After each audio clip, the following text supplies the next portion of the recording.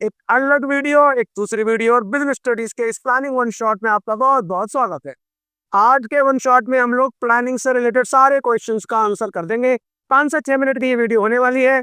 One shot में क्या, थोड़ा सा स्पीड बढ़ा के देखोगे तो भी तुम्हारा काम चल जाएगा। इसके बाद और किस पे चाहिए कमेंट में बता देना।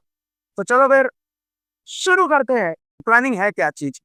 प्लानिंग जो है मैनेजमेंट की जितनी भी एक्टिविटीज होती है, उस एक्टिविटीज के अंदर मैनेजमेंट में सबसे पहला काम अगर कोई होता है प्राइमरी फंक्शन, तो वो planning. Planning in the sense this is a primary function. इसके अंदर ऑब्जेक्टिव्स को सेटअप करना, ऑब्जेक्टिव्स को सेटअप करने के बाद उसको अचीव करने के लिए जी जान अपने सारे एफर्ट्स को एफिशिएंटली यूटिलाइज करना, ये है प्लानिंग का प्रॉपर डेफिनेशन। प्लानिंग के बारे में फीचर सबसे पहले हम कवर करते हैं। प्लानिंग का सबसे पहला फीचर है प्राइमरी फंक्शन ऑफ मैनेजमेंट। जैसा मैंने अभी बताया कि सबसे पहला काम अगर किसी भी ऑर्गेनाइजेशन को अपने मैनेजमेंट एक्टिविटी में करना होता है, वो है प्लानिंग। क्या करनी पड़ती है? प्लानिंग।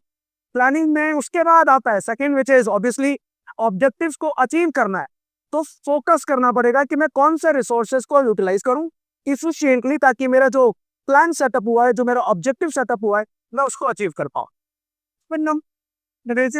Inclusive का मतलब इम्पोर्टेंट है। All levels which is there in all organization, planning is very very necessary. मतलब चाहे आप किसी भी लेवल पे हो, किसी भी डिपार्टमेंट में हो, प्लानिंग आपको करनी पड़ती है। चाहे कोई परचून की दुकान खोल के बैठा हो, चाहे कोई पान की दुकान खोल के बैठा हो, या फिर रिलायंस भाई और टाटा भाई का कंपनी खोल के बैठा हो। क्लियर? इसके बाद आता है फोर्थ, कंटिन्यूअस प्रोसेस। जिस तरह एनवायरनमेंट बदलता रहता है, एनवायरनमेंट चेंज हो सकता है पर प्लानिंग चेंज नहीं होती है। Planning it not one stop destination, it has to be continue like a flowing of a water. जैसे पानी बहता रहता है, वैसे प्लानिंग भी करनी पड़ती है, वो भी लगातार। नेक्स्ट आते हैं फ्यूचरिस्टिक। प्लानिंग हमेशा ही फ्यूचर में होने वाले इनको एंटिसिपेट करना, उसकी फिजिबिलिटी को समझना, फ्यूचर में क्या हो सकता है, कितना हो सकता है, उसको सही से अनुमान लगाकर जो एक्टिविटी है उसको ही हम फ्यूचरिस्टिक कहते हैं। Involve decision making. Decision making का मतलब है जो भी प्लानिंग हो रही है उसमें आप सही रिसोर्सेस को चुने, ताकि आपकी डिसीजन मेकिंग शानदार हो और प्लानिंग आपकी अच्छी बन जाए। डायनामाइट का मतलब है लगातार चेंजेस हो रहे हैं एनवायरनमेंट में, चाहे ट्रेंड हो, चाहे इकोनॉमिक कंडीशन हो, या फिजिबिलिटी को भी लेकर कहें, तो लगातार एनवायरनमेंट चेंज होता रहता है और प्लानिंग की फीचर यही है कि वो सबके साथ अडेप्ट कर जाता है।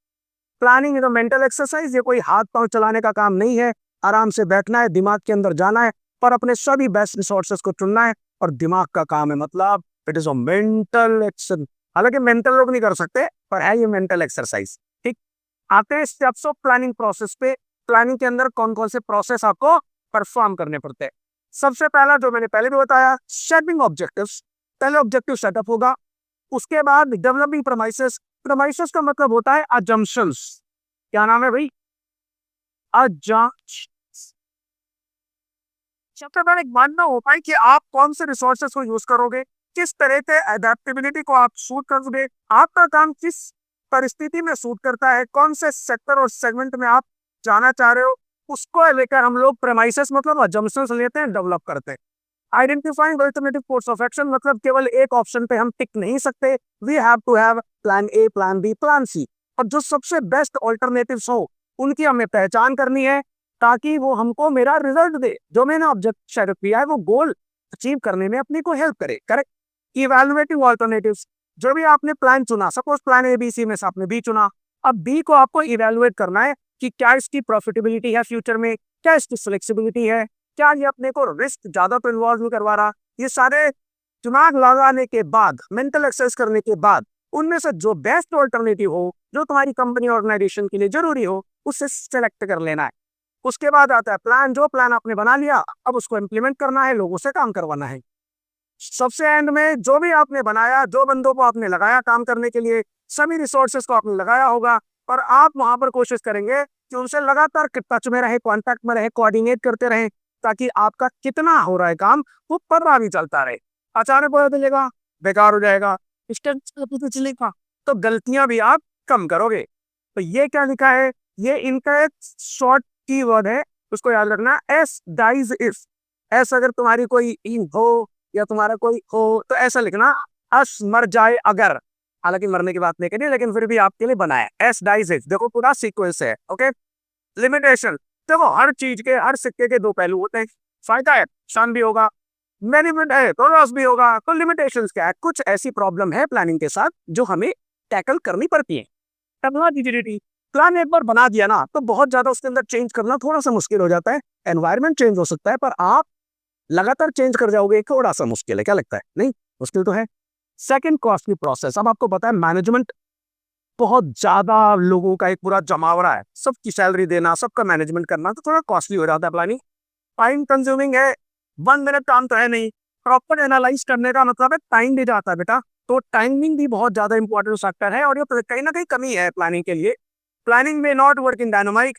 डायनामाइक का फीचर मैंने पढ़ा था, आपको अगर आप देखना चाहो तो यहाँ पढ़ाया था। पर वो डायनामाइक जो है ना, वो चीजें एनवायरनमेंट को चेंज तो करती हैं पर हमेशा वैसे वैसे आप नहीं कर सकते। जैसे अब जैसे लगा था कोविड-19 आया, अब वो प्लान चेंज हो गया। अब जब प्लान चेंज हो जाएगा तो आप उसको कैसे टैकल करोगे? तो थोड़ा सा मुश्किल है, हो तो जाता है लेकिन थोड़ा सा मुश्किल है। अनसर्टेन एनवायरनमेंट है, कोविड आ गया, कौन जानता था भूकंप आएगा, कौन जानता है, किसी को कुछ आता पता नहीं होता। तो कभी कभी एनवायरनमेंट में कुछ ऐसी चीजें होती है जो हम एक्सपेक्ट ही करके ही चलते हैं, तो उसके नाते मुसीबत। और सिक्योरिटी का सेंस तो वैसे भी नहीं है क्योंकि प्लानिंग, आपको पता है, देखो हम तो सोच ही सकते हैं लेकिन कुछ ऐसी चीजें भी हैं जो हमारे हाथ में नहीं है ना मेरे भाई। तो क्योंकि हमारे हाथ में नहीं है तो पूरी तरह से हम 100% सिक्योर नहीं हो सकते। ये आपके 3 चीज। आज की वीडियो यहीं पे गाइस हम समाप्त करते हैं। आपको वीडियो कैसी लगी? वन शॉट आपको कितना हेल्प कर रहा है, कितनी और चीजें हम बेहतर कर सकते हैं आपके लिए, आपके एग्जाम को लेकर, आप मुझे जरूर बताइएगा। कमेंट सेक्शन आपके लिए ओपन है, वहां पे मेरे साथ आप एंगेज कीजिए। आपका और तुम्हारा दोनों का भाई मिलकर आपके लिए काम कर रहे हैं। ठीक है, सो मिलता हूँ नेक्स्ट वीडियो में। तब तक आप सभी खुश रहो, व्यस्त रहो, मस्त रहो और हमारे साथ बिजी रहो। जय श्री राम।